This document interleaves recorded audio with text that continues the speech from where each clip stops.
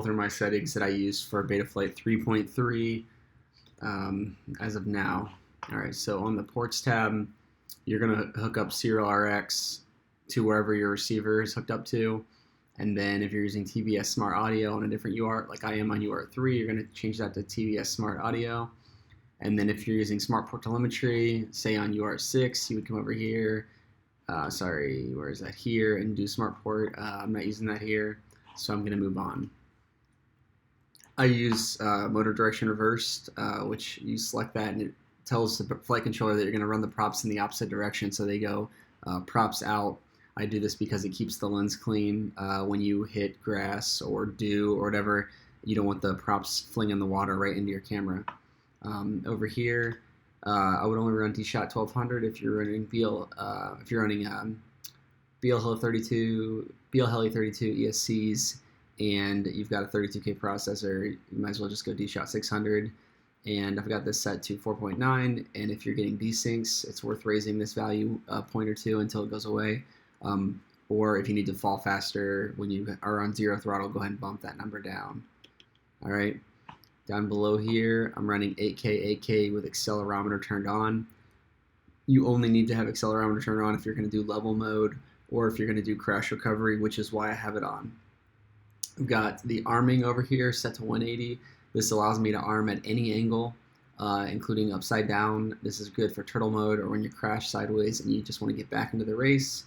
It sucks when your quad won't arm, so that's important. Down here, this is just what's going to show up in the OSD.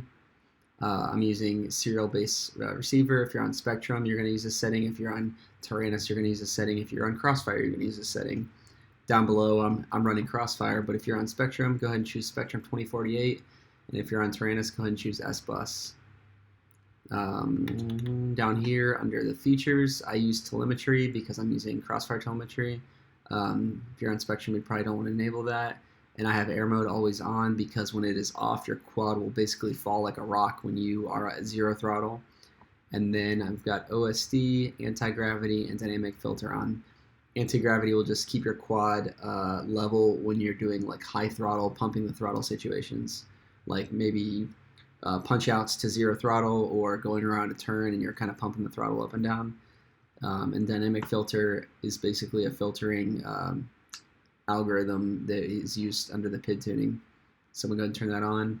I use D-Shot Beacon 2. This basically allows you to use your ESCs as your beeper as long as you're running a firmware on your ESCs that allows for D-Shot commands. And I don't mess with any of this stuff. I'm not going to cover this in this video.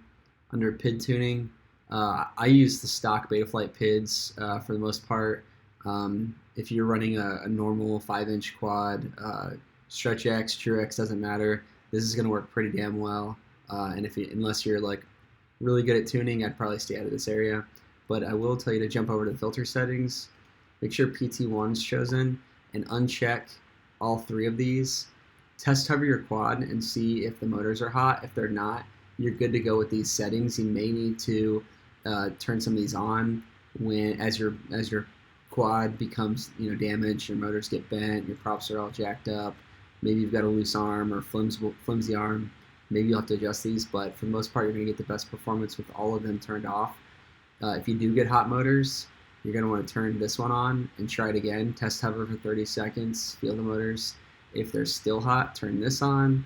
If they're still hot, turn this on. But as you turn these off, you're going to get better performance.